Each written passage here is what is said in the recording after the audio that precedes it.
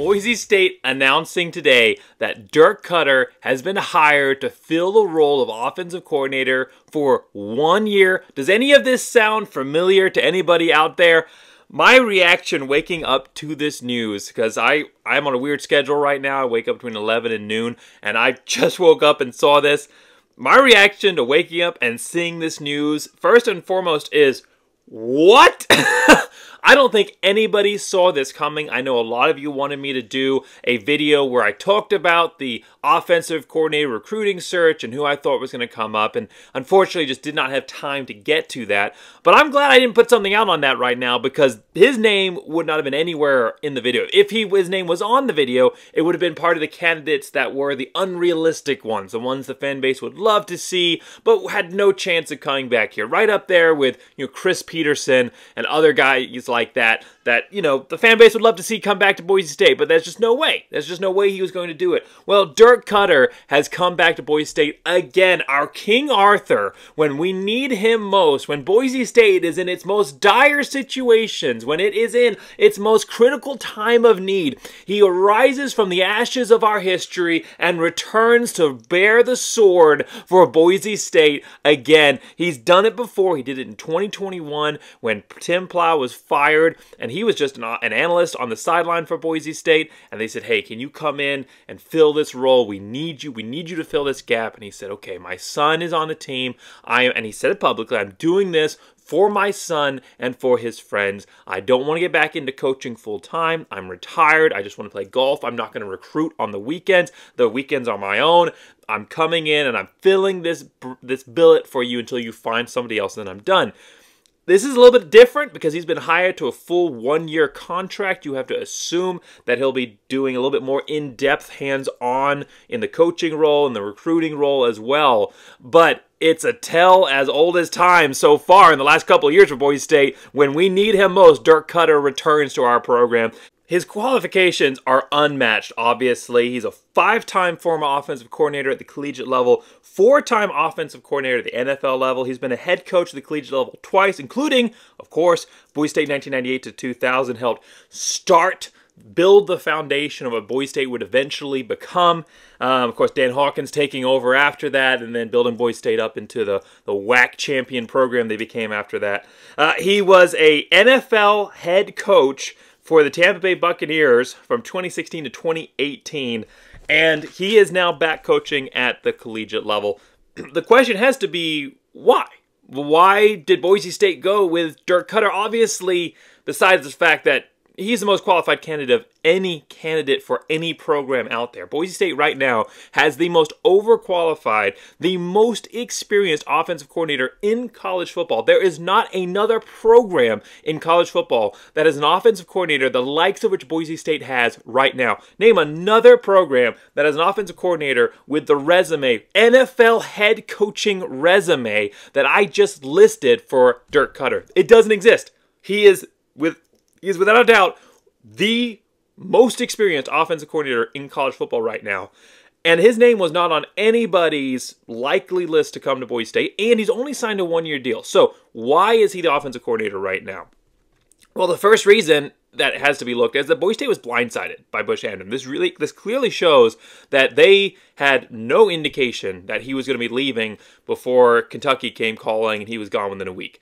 This absolutely shows that they did not have a list of candidates ready to go. They did not have people that they were already vetting in the process. This was a blindside for Spencer Danielson and Jeremiah Dickey and company.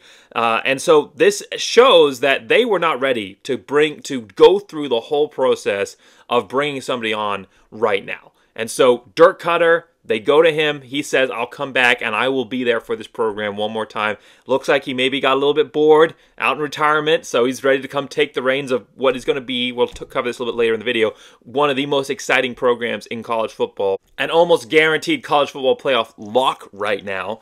Obviously this is a program that is an exciting one to come back and take, especially if you're coming just back for a 1 year deal. But this clearly shows that Boise State was blindsided by the Bush Hamdan departure. Now, they interviewed 20 candidates in this search for the new Boise State offensive coordinator. So something along the way, I mean, they took their time. They definitely took their time to go through and get this candidates. Boise State has shown that they like to take A lot of time. The search for Spencer Danielson went well longer to be the next head coach at Boise State, went well longer than most people thought that it should. They like to take a long, methodical time and find the perfect candidate. They're not just wanting to elevate some guy to come in and fill a role that's not the right fit. This is obviously Dirk Koetter coming in to fill a role, but he is the perfect fit to fill that one-year role.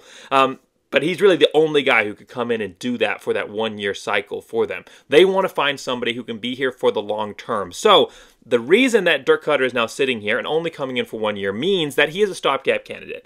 They want somebody else, but that person is either not ready themselves. Some people have speculated that potentially means they have somebody, maybe even in the recruiting staff and in the coaching staff right now, that they think needs a little bit more tutelage, that needs to be developed a little bit more. That's a plausible theory. That could be it as well. So maybe the person that they want isn't yet ready for the role of offensive coordinator, or, and this is probably what I'm leaning towards, they have a candidate in mind, somebody they want to come be the offensive coordinator for them that they think can be a long-term solution, who right now themselves isn't ready to be the offensive coordinator at Boise State because of commitments to other programs or because of where they're at right now in their life. They're ready development-wise, they just aren't ready to be the offensive coordinator at this time. So that's probably what I'm leaning towards as the likely scenario. They're probably going to take this year to either continue the search and find the best person, or they probably have somebody that they want to go to, and by the time Dirk Koetter's contract is up, that person will be ready to go.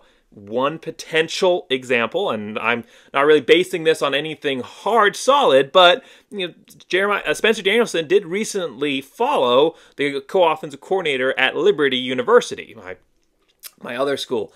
So they recently followed the co-offensive coordinator at Liberty University, Willie Korn, and there is a potential here that that's somebody they want to come, and there's a lot of loyalty at Liberty.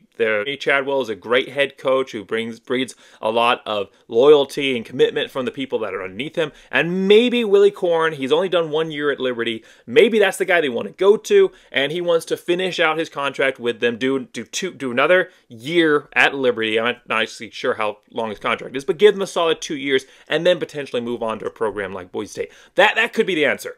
Again, that's all very, very circumstantial, and I'm not saying it's that guy, but I do think that's probably the situation we're at. They probably have a candidate in mind that they want to go to, but that person, for whatever reason, just isn't ready to come fill the role long term. So bringing in Dirk Koetter, which is not a compromise at all. He is your ideal candidate. I mean, obviously your ideal candidate is someone's going to be around long term and can bring continuity and stability to the program. But as far as qualifications go, as far as putting out a product on the field, he is your ideal candidate. And if you're going to go to a stopgap 1 year person, Dirk Koetter, there is nobody better to go to and do that. So what are we going to look at for Dirk Koetter this season? What can we expect out of him? Like I said, he's the most overqualified and experienced offensive coordinator in college football. Boise State now has the best offensive coordinator in all of college football on their roster. When you combine that with what they already have, it is a very, very dangerous combination when you're talking about hunt for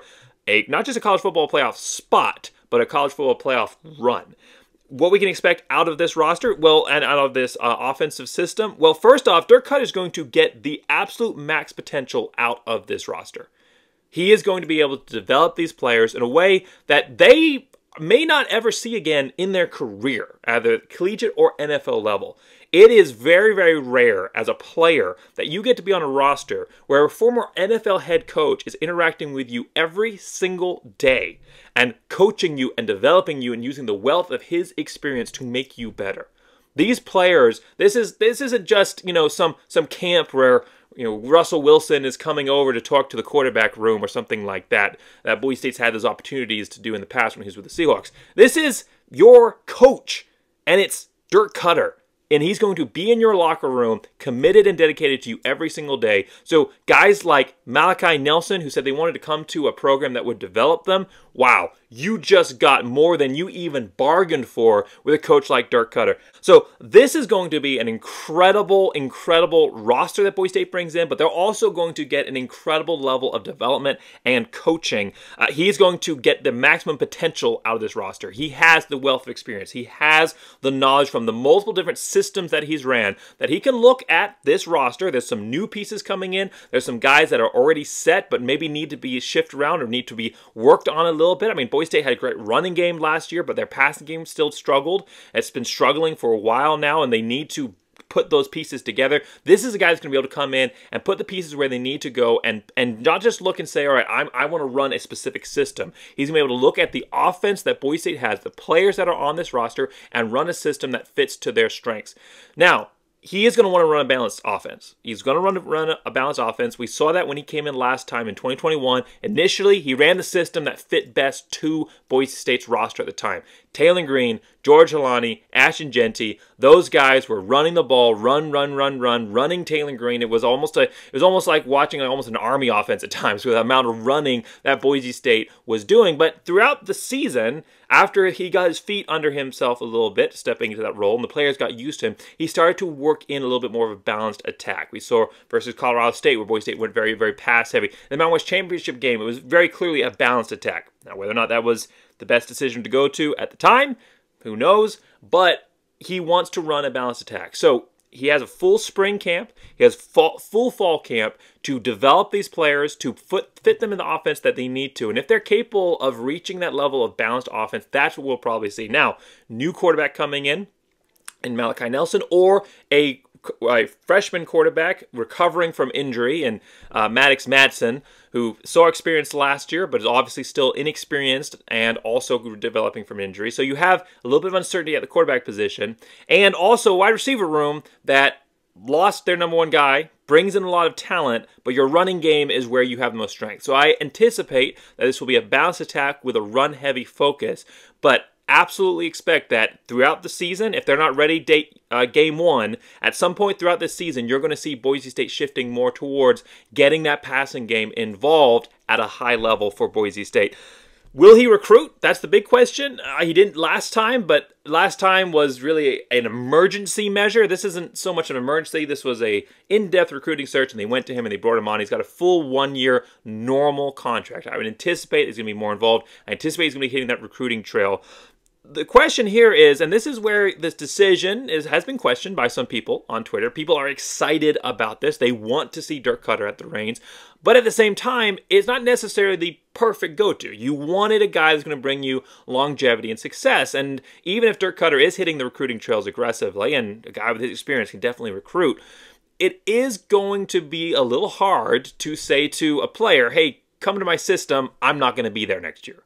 Come to Boise State, I'm selling the school, but I can't sell myself. A big part of recruiting to these guys, when you're sitting in their living room, it's not the university that's sitting in their living room. It's the coach. It's the personality. It's the person. So Spencer Danielson's going to have to be huge in this. He's going to be part of selling himself to these recruits as the head coach, saying, I'm going to be here. But these recruits are going to be looking at an offensive coordinator that they're not committing to. They're committing to the school. That can be a good thing, but it also means that you may lose some recruits that are drawn more in by the dynamicism of the personality. However, this is still a good decision for Boise State. It's a little bit of a short-term success, long-term question mark, but the short-term success will lead to long-term success because you bring in a offensive coordinator of this level with a college football playoff on the line. And likely, I mean, you were already one of the highest teams projected to go to that playoff spot. At this point, you've got to lock Boise State in.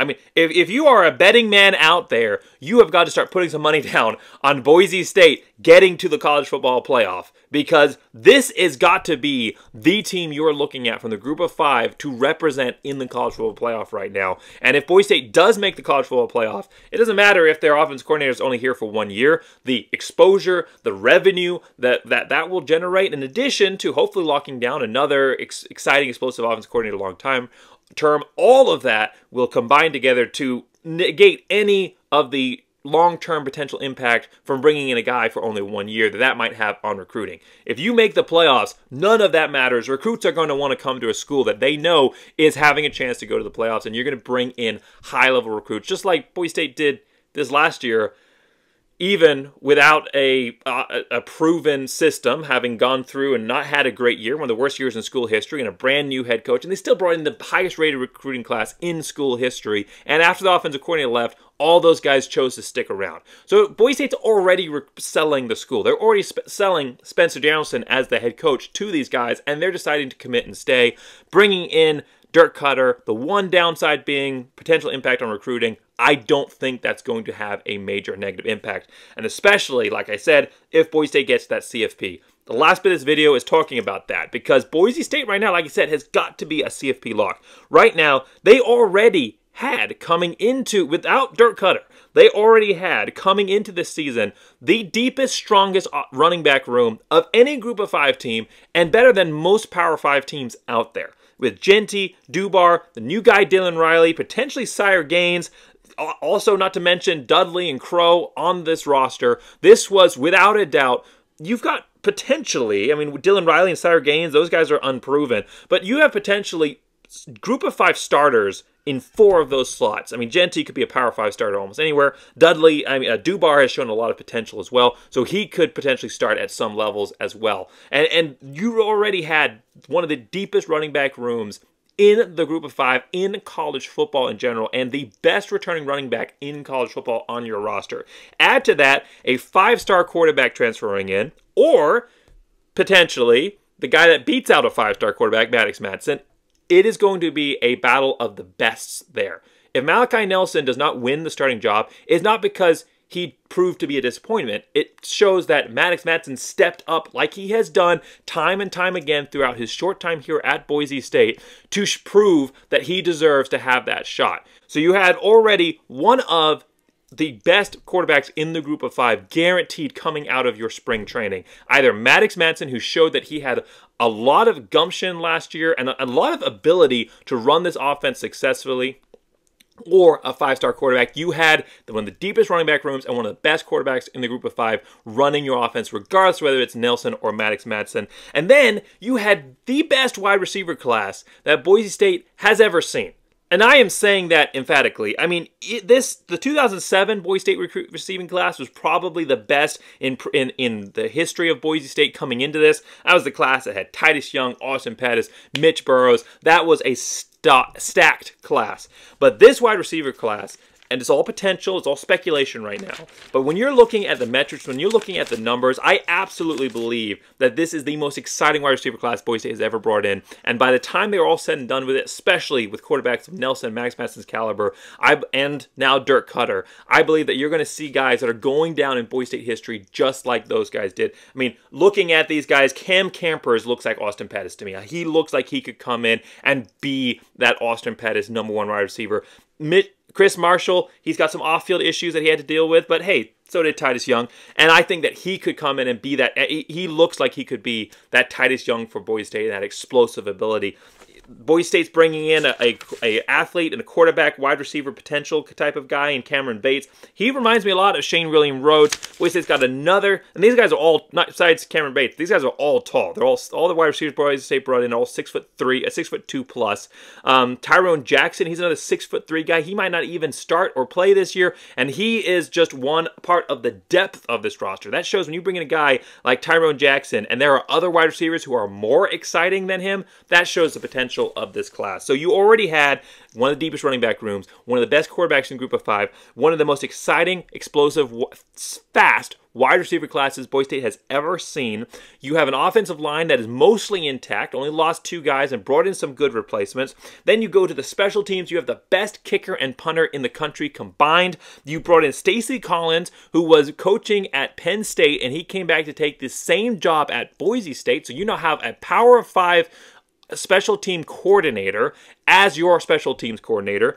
Then on defense, which is obviously the question mark, they returned almost everyone and built a lot of depth, brought in a lot of transfers that I think are going to add immediate depth and strength to that roster. And starters, I think, guys that can come in right away and build and raise the level of the defense on day one.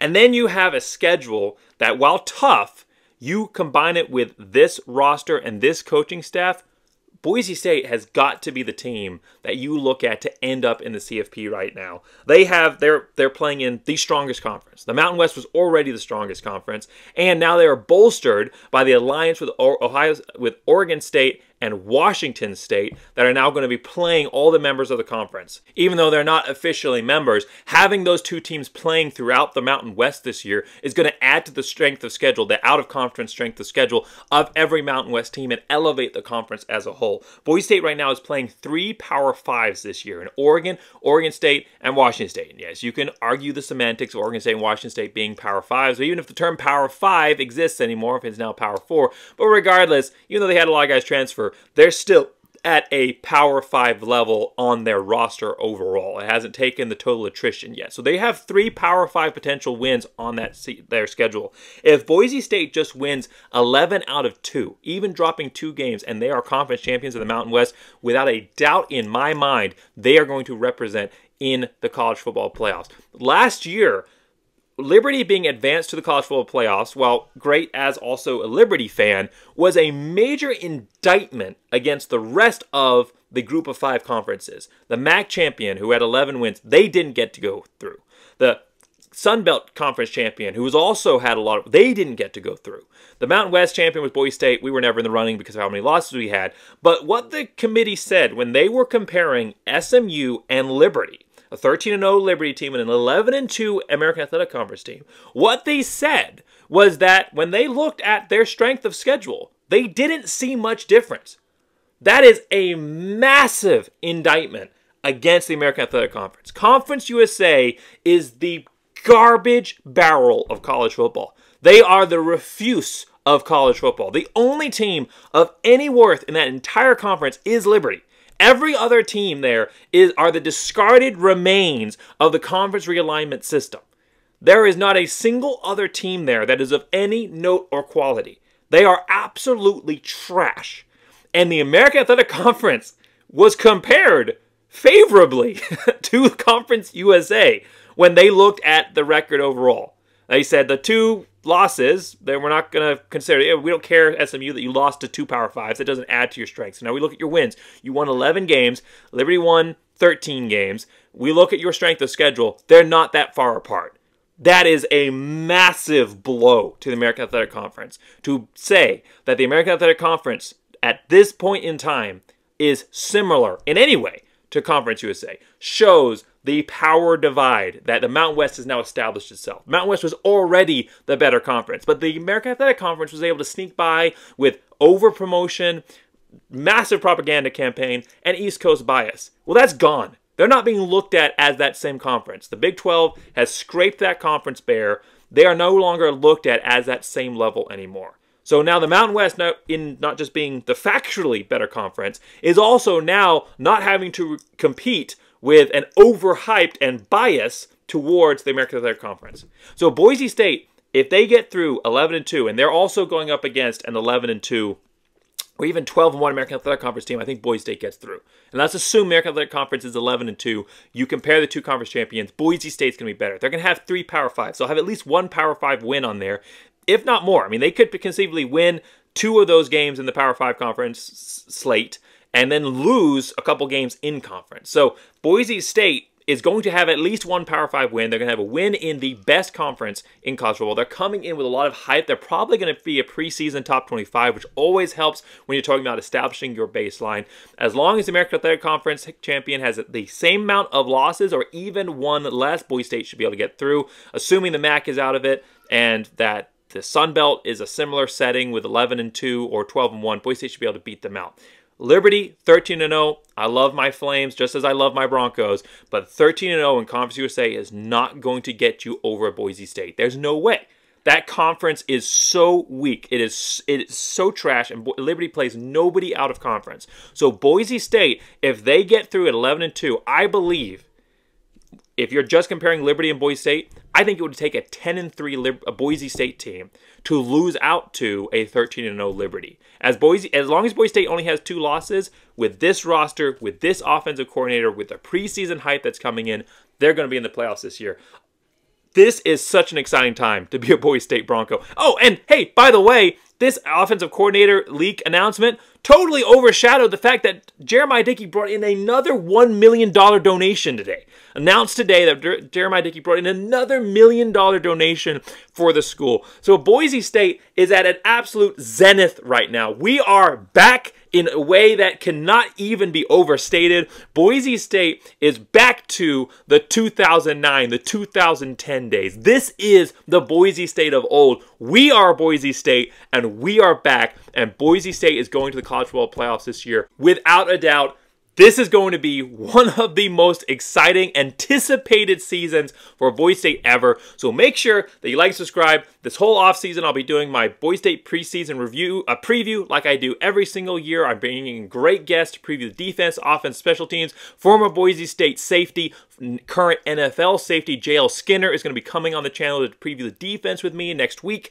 So we'll have that video out in a couple of weeks. And then I've got a whole lineup for the offense and the special teams previews as well. That offensive preview is going to be super exciting. So make sure that you like and subscribe. Make sure that you are sticking around because this season is going to be one of the best in Boise State history. And on top of that, we got a Heisman campaign. Ashton Jeanty to Heisman. Make sure you vote Ashton Jeanty Heisman.